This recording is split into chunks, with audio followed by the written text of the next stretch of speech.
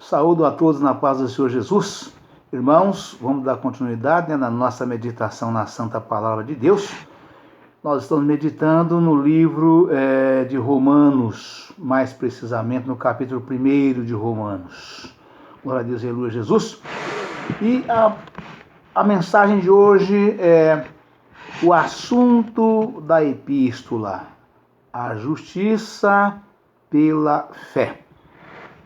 Que diz o seguinte: porque não me envergonho do Evangelho de Cristo, pois é o poder de Deus para a salvação de todo aquele que crê, primeiro do judeu e também do grego.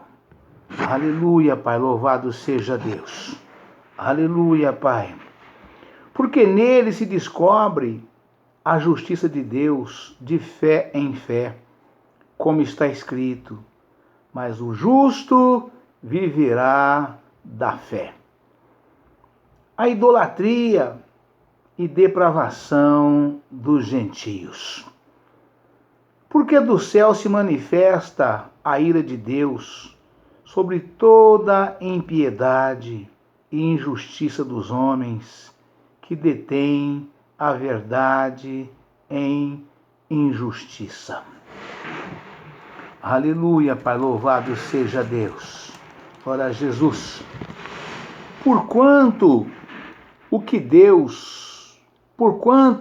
de Deus se pode conhecer, nele se manifesta, porque Deus lhe manifestou.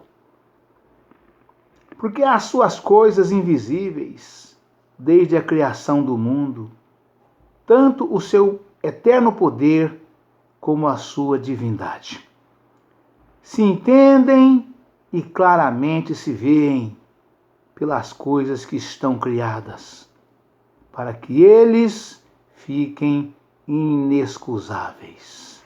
Aleluia, Pai, louvado seja Deus. Aleluia, Pai. Porquanto, tendo conhecido a Deus, não o glorificaram como Deus, nem lhe deram graças, antes em seus discursos se desvaneceram e o seu coração insensato se obscureceu. Aleluia, Pai, louvado seja Deus. Dizendo-se sábios, tornaram-se loucos e mudaram a glória do Deus incorruptível em semelhança da imagem de homem corruptível, e de aves, e de quadrúpedes, e de répteis. Pelo que também Deus os entregou às concupiscências do seu coração, imundícia, para desonrarem o seu corpo entre si. Pois mudaram a verdade de Deus em mentira, e honraram e serviram mais a criatura do que o Criador, que é bendito eternamente. Amém. Pelo que Deus os abandonou às paixões infames, porque até as suas mulheres mudaram o uso natural, no contrário à natureza. Aleluia, Pai. Louvado seja Deus. E semelhantemente também os varões, deixando o uso natural da mulher, se inflamaram em sua sensualidade uns para com os outros. Varão com varão, cometendo torpeza e recebendo em si mesmos a recompensa que convinha ao seu corpo. Aleluia, Pai. Louvado seja Deus. E como eles se não importaram de ter conhecimento de Deus, assim Deus os entregou a um sentimento perverso para fazerem coisas que não convêm. Aleluia, Pai, louvado seja Deus. Estando cheios de toda a iniquidade, prostituição, malícia, avareza, maldade, cheios de inveja, homicídio, contenda, engano, malignidade, sendo murmuradores, detratores, aborrecedores de Deus, injuriadores, soberbos, presunçosos, inventores de males, desobedientes ao pai e à mãe, nécios, infiéis nos contratos, sem afeição natural, irreconciliáveis, sem misericórdia, os quais, conhecendo a justiça de Deus, que são dignos de morte os que tais coisas praticam. Não somente as fazem, mas também consentem aos que as fazem. Aleluia, Pai. Louvado seja Deus. Aleluia, Pai. Louvado seja Deus. Coisa horrenda, né, irmãos? Coisa horrenda, quão terrível é essas coisas todas, né? Meu Deus do céu. Meu Deus do céu. Somente Deus. Somente Deus, né? Aleluia, Pai. Louvado seja Deus. Aleluia, Pai. Irmãos, vamos passar já de imediato para as referências, para que nós possamos aproveitar o máximo aqui das referências, né? E depois, a hora que nós fecharmos todas as referências, né? E eu quero voltar mais um pouquinho no texto, no texto original da mensagem, né? Porque ficou coisas aqui ainda dentro da própria mensagem, né? Que eu quero ainda estar explanando com os irmãos, né?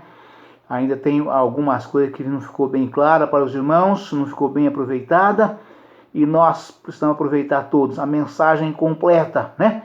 Eu já disse, a mensagem que eu leio aqui no dia a dia, ela é uma mensagem igual na Bíblia de todo mundo, né?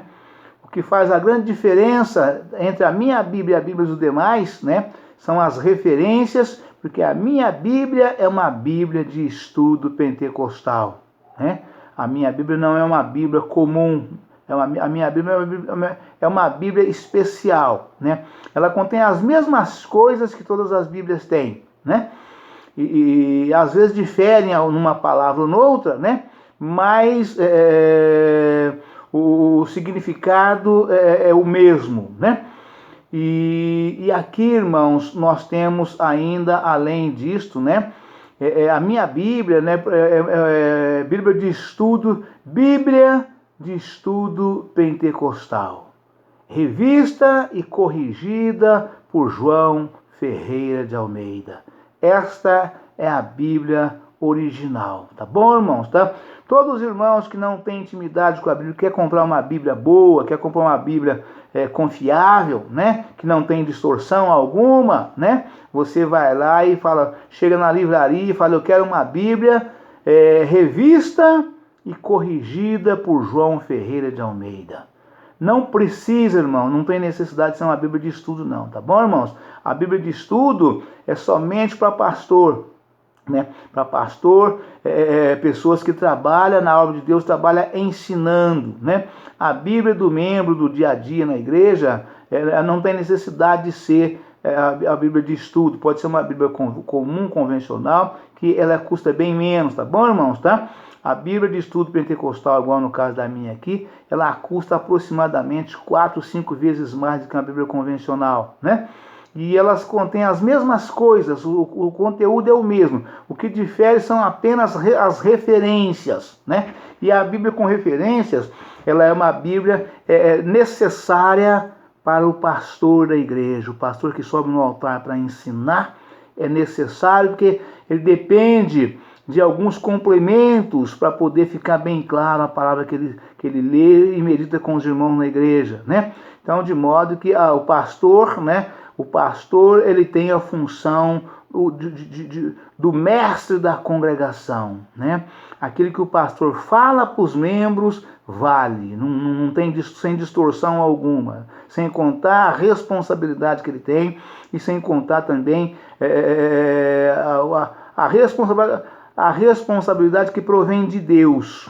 Né? O pastor da igreja, ele é o anjo da igreja, né? Então toda a responsabilidade de tudo que acontece na igreja recai sobre os ombros do pastor, né?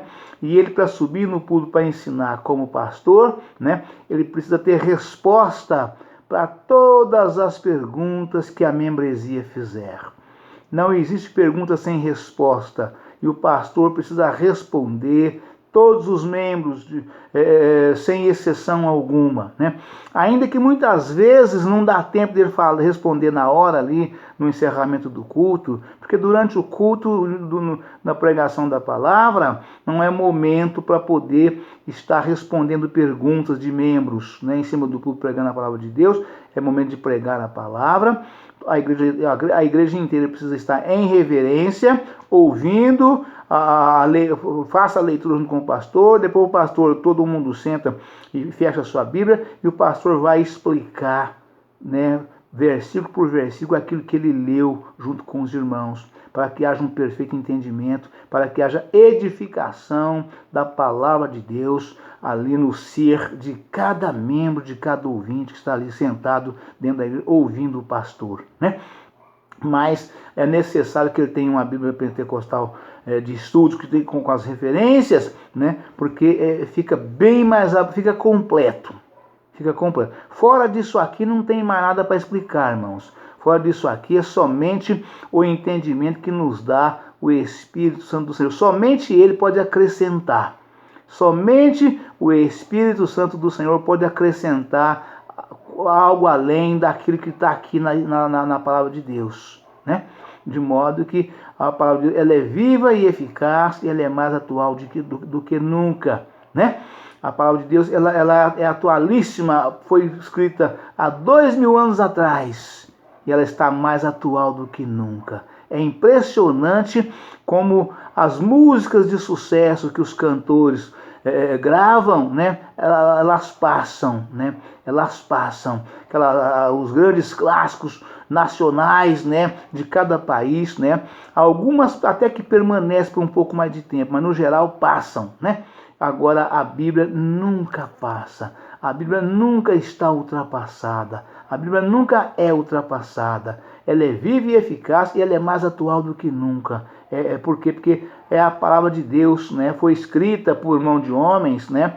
Mas dadas, reveladas, aquilo que o homem viu aquilo que ele não viu, todos os fechamentos e cumprimentos foi dado pelo Espírito Santo do Senhor, como o Senhor mesmo diz, né? Eu vou, mas não vos deixarei órfão. Eu enviarei o Consolador. Aquele Consolador que o Pai enviará em meu nome, vos ensinará todas as coisas. Eu vos fará lembrar de tudo quanto eu vos tenho falado. Ou seja, tudo que os apóstolos ouviram de Jesus, o Espírito Santo fez com que eles lembrassem de tudo. E nós, até hoje, pela obediência, também somos ensinados pelo Espírito Santo do Senhor, né? Somos ensinados de forma ampla, geral e restrita, né? Aprendendo, fazendo tudo quanto os apóstolos fez, e como o Senhor Jesus diz, eu vou para o Pai, né? E vós fará as mesmas obras que eu faço e fará até mais, porque eu vou para o Pai. Ou seja, Jesus junto lá no céu, ao lado do Pai, sentado ali velando por todos nós, né? O nosso conhecimento, o nosso entendimento e sabedoria que nos é dada pelo Espírito Santo do Senhor, ele vem em porção dobrada. É algo extraordinário, é coisa tremenda, né? Então vamos para a nossa meditação aqui nas referências, para que nós possamos iluminar um pouco mais a mente de todos aqueles que nos ouvem, que nos vê, para o proveito de todos nós, inclusive meu também, tá bom, irmãos? Aleluia, Pai, louvado seja Deus. Romanos, capítulo 1, versículo 4. O Espírito de santificação. O que é isso? Espírito de santificação. O que a palavra quer dizer com isto? né? A pergunta está aqui.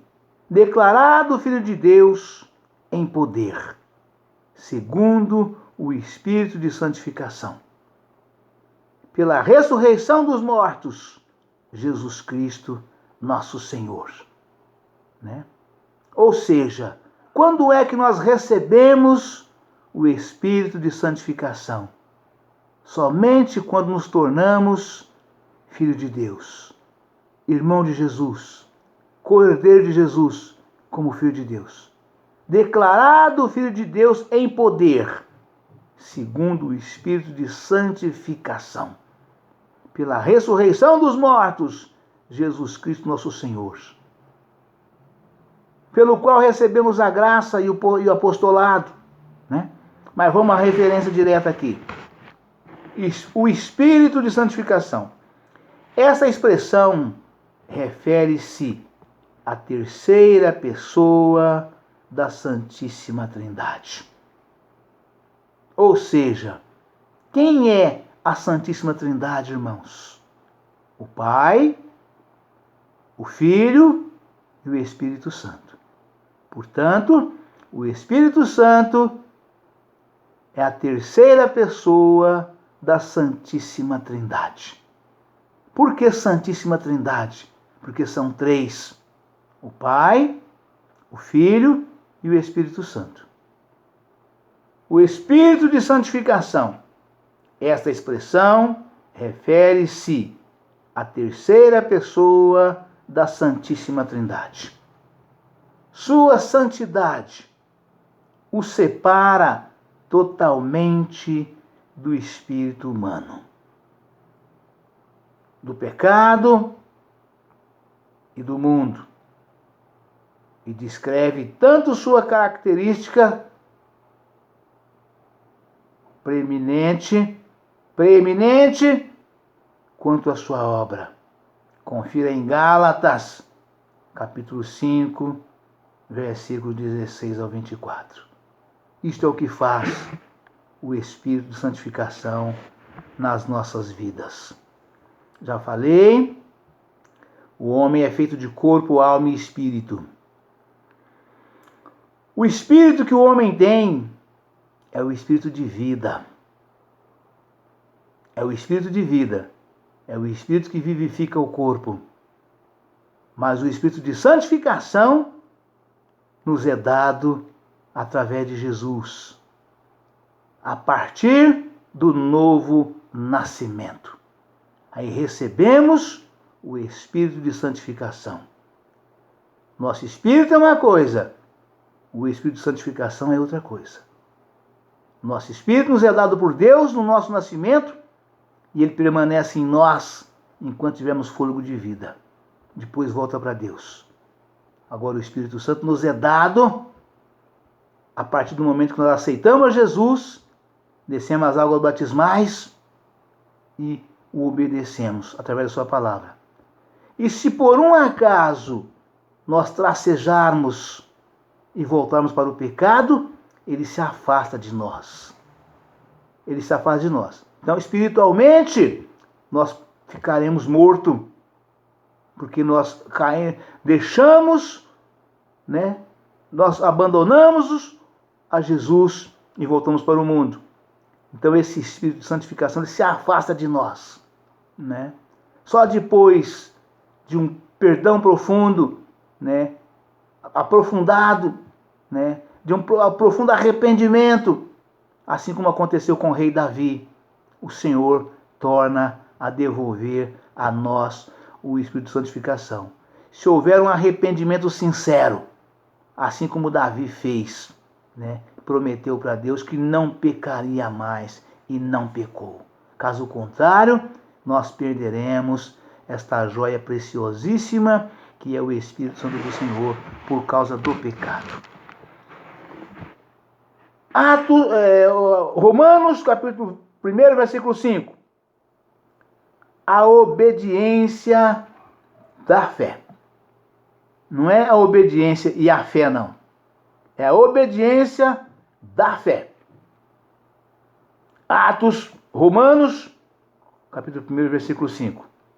que diz o seguinte: pelo qual recebemos a graça e o apostolado para a obediência da fé entre todas as gentes pelo seu nome. Aleluia, Pai. Aleluia, Pai. Pelo nome de quem, irmãos? Pelo nome de Jesus, pelo qual recebemos a graça e o apostolado para a obediência da fé. Ou seja, obediente, fé, fé, obediente. Obediência da fé. Uma vez tendo fé, nós passamos a obedecer, pela graça que nos é dada por nosso Senhor e Salvador Jesus Cristo. No entanto, irmãos, a nossa salvação, a salvação do ser humano hoje, a partir do nascimento de Jesus, morte de cruz e ressurreição e subida e ascensão aos céus, a salvação do ser humano passou a ser pela fé, justiça e graça. Ambas as três vêm de nosso Senhor e Salvador Jesus Cristo. Pela fé, justiça e graça. Que fé? A fé que nos é dada de crermos em Cristo Jesus, em confiarmos nele, entregar nossa vida a ele e esperar por ele em toda e qualquer circunstância.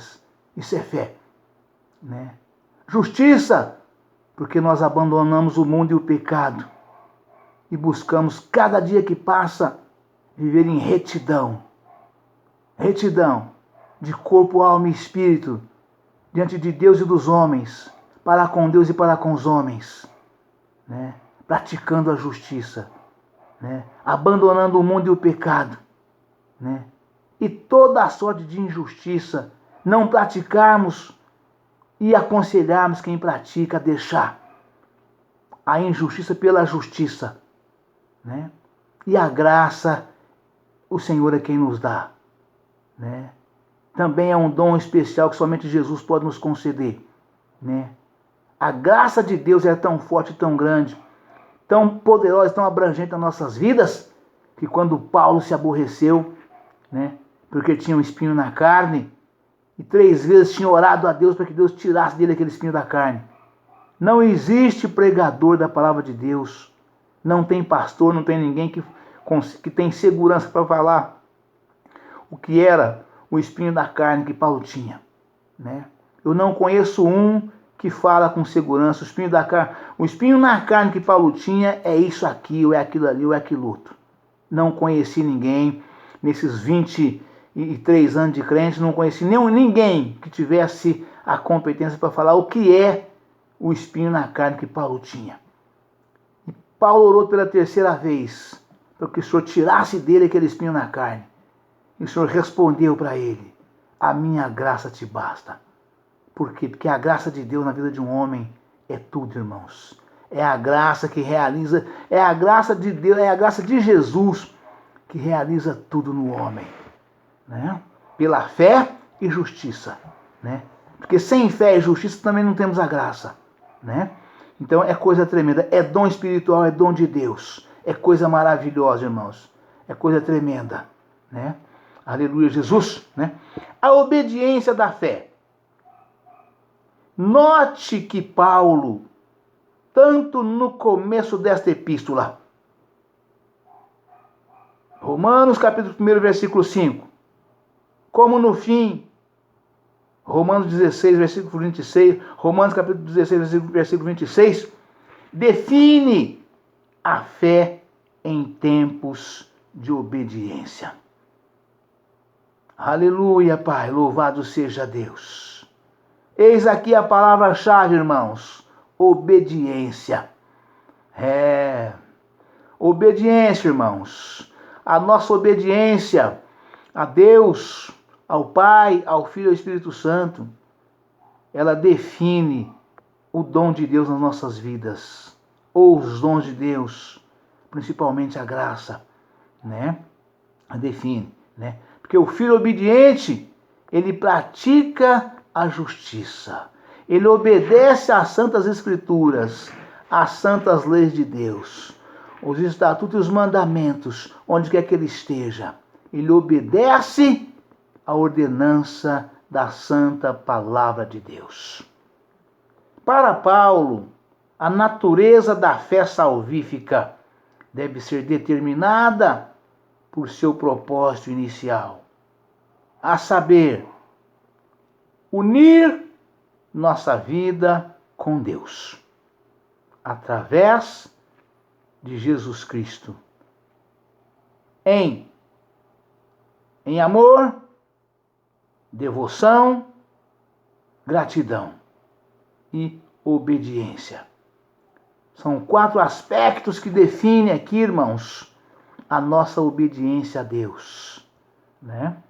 Para sermos filhos obedientes, nós precisamos praticar, né, essas 4 maravilhas que está aqui mencionada nas definições que Paulo traz aqui, né? Para Paulo, a natureza da fé salvífica deve ser determinada por seu propósito inicial, a saber, unir nossa vida com Deus. Unir nossa vida com Deus, através de Jesus Cristo. Não tem outro caminho, irmãos. Você não consegue unir a Deus por nenhuma outra coisa. Jesus diz, eu sou o caminho, a verdade e a vida. Para que serve caminho, irmãos? Caminho serve para nos conduzir, né? Caminho serve para nos conduzir.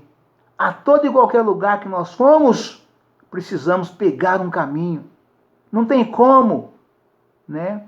A 360 graus à nossa volta, qualquer lugar onde for o nosso destino de uma viagem, de trabalho, de passeio, seja lá do que for, temos que pegar um caminho. E para morar no céu, irmãos, só existe um caminho. O único caminho que existe chama-se Jesus Cristo. E ele afirmou categoricamente lá em Evangelho de João, capítulo 15. Eu sou o caminho, a verdade e a vida. Eu sou o caminho, a verdade e a vida. Ninguém vem ao Pai senão por mim. Não tem como, irmãos. Se você tentar passar por cima, pelo alto, o Senhor está lá. Se você tentar passar pela esquerda, o Senhor está lá. Se você tentar pela direita, o Senhor está lá. Se você tentar por baixo do chão, o Senhor está lá. Você não tem por onde escapar. Para entrar no céu, você tem que passar por Jesus. Ele é a porta. Ele é o caminho e ao mesmo tempo ele também é a porta. Não tem como entrar por outra porta. Para entrar no céu não tem portas dos fundos não, irmão. É porta da frente mesmo, né? E a porta da frente chama-se Jesus Cristo, o Filho de Deus. O eu sou, o Salvador, né? Aleluia, Jesus. Deus forte, Pai da eternidade, o Príncipe da paz, né? Conselheiro, né? Não tem outro caminho, né? E o seu nome será maravilhoso, Conselheiro, Deus forte, Pai da eternidade, Príncipe da paz. Este é Jesus. É o único caminho. Não tem outro, irmãos. Tem que passar por Jesus, né? Aleluia, Pai. Para Paulo, a natureza da fé salvífica deve ser determinada por seu propósito inicial, a saber, unir nossa vida com Deus através de Jesus Cristo, em amor, devoção, gratidão e obediência. Amor, o Senhor definiu isso bem claro, né? Amar a Deus de todas as suas forças, de todo o teu coração, de todo o teu entendimento, né? Amar a Deus de todo o teu coração, de toda a tua alma, de todo o teu entendimento e de todas as tuas forças. É amor intenso. É amor intenso. Né? Aleluia, Pai. Devoção. Né? Devoção é ser aquele devoto que entrega tudo nas mãos de Deus. Que busca tudo em Deus. Que crê em Deus. Que espera tudo de Deus, que faz tudo por Deus, que faz tudo em nome de Deus. Isso é devoção, irmãos. É ser devoto, né? Até dormindo você glorifica a Deus, se você for devoto de verdade. Até dormindo, você glorifica a Deus. Isso é devoção, né? Gratidão. Ser grato a Deus por tudo. Desde a hora que você levanta até a hora que você vai dormir, né? Você deitou, dormiu, acordou, está vivo, agradeça a Deus por estar vivo, né? Oh, meu Deus, muito obrigado, Senhor. O Senhor me deu mais um dia de vida para eu viver e lutar, né? Tomou seu café da manhã, antes de tomar, apresenta para Deus, acabou de tomar, agradeça a Deus. Vai trabalhar. Chegou no seu trabalho, abriu as portas do seu empreendimento, do seu estabelecimento, do seu comércio, onde quer, na sua empresa, onde você trabalha, né? Convida Jesus para entrar com você. Encerrou a primeira jornada para almoçar às 11, agradeça a Deus, né? O almoço da mesma forma, apresentando e agradecendo, ao levantar da mesma forma, e assim roda o dia todo, até a hora que você vai dormir, né? Isso é gratidão. Agradecendo sempre a Deus, até pelo ar que nós respiramos, né? E obediência é não fazer nada fora da santa palavra de Deus. Fazer tudo tanto quanto determina a palavra de Deus. Fazer tudo por Deus e com Deus e nada sem Ele. Isso que eu chamo, quer dizer, obediência. Ver em Tiago, capítulo 2, versículo 17, nota. Confira em João, capítulo 15, versículo 10 ao 14. Hebreus, capítulo 5, versículo 8 e 9. Ver o estudo, fé e graça.